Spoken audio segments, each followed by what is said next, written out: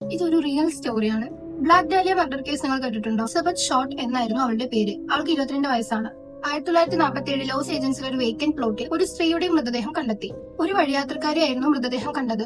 ദൂരെ നിന്ന് നോക്കിയപ്പോൾ ഒരു പൊട്ടിപ്പോയ മാനക്കിൻ പോലെയാണ് അവർക്ക് തോന്നിയത്. പക്ഷെ അടുത്തേക്ക് ചെന്നപ്പോൾ മനുഷ്യ മനസാക്ഷിയെ പോലും ഞെട്ടിക്കുന്ന കാഴ്ചയായിരുന്നു അത്. ഒരു പെൺകുട്ടിയുടെ ശരീരം അൽക്കട്ടിൽ നിന്ന് രണ്ടായി മുറിച്ചിരിക്കുന്നു. ശരീരത്തിലെ മുഴുവൻ രക്തവും മാറ്റിയതിനു ശേഷം ആ മൃതദേഹത്തെ അവിടെ കൊണ്ടു വെച്ചതാണ്. ഏറ്റവും ഭീകരമായ കാര്യം എന്തെന്നാൽ അവളുടെ വായുടെ ഇരുവശവും ചെവി വരെ മുറിച്ച് ഒരു ഹൊറിബിൾ സ്മൈൽ പോലെ ആക്കിയിട്ടുണ്ടായിരുന്നു. അവളുടെ ശരീരത്തിലെ പല അവയവങ്ങളും അവർ മുറിച്ചു മാറ്റിയിരുന്നു. അവളുടെ ശരീരത്തിലെ അവസാനത്തെ രക്തം പോലും അവർ തുടച്ചു മാറ്റിയിട്ടുണ്ടായിരുന്നു. ഈ വാർത്ത വന്നതിന് ശേഷം കൊലയാളി പോലീസിനും പത്രങ്ങൾക്കും ലെറ്റേഴ്സ് അയക്കാൻ തുടങ്ങി. എലിസബത്ത് ഷോർട്ട് എന്നാണ് അവളുടെ പേര്. അവൾക്ക് 22 വയസ്സായിരുന്നു. അവൾ ഒരു ഇൻസ്പയറിംഗ് ഹീറോയിൻ ആയിരുന്നു. കൊലയാളി പോലീസിന് എലിസബത്തിന്റെ ബാഗും വസ്ത്രങ്ങളും എല്ലാം അയച്ചു കൊടുക്കാൻ തുടങ്ങി.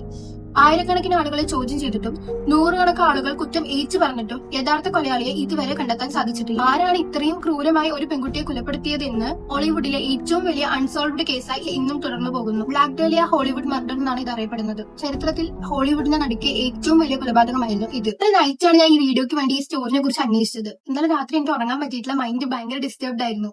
നിങ്ങൾക്ക് എങ്ങനെയുണ്ട് ഈ സ്റ്റോറി കേട്ടിട്ട്? എന്ത് തോന്നുന്നു എലിസബത്തിനെ കുറിച്ച്? നിങ്ങളുടെ ഒപ്പീനിയൻ ഒക്കെ കമന്റ്സിൽ ഷെയർ ചെയ്യുക. For more interesting stories, subscribe. Bye.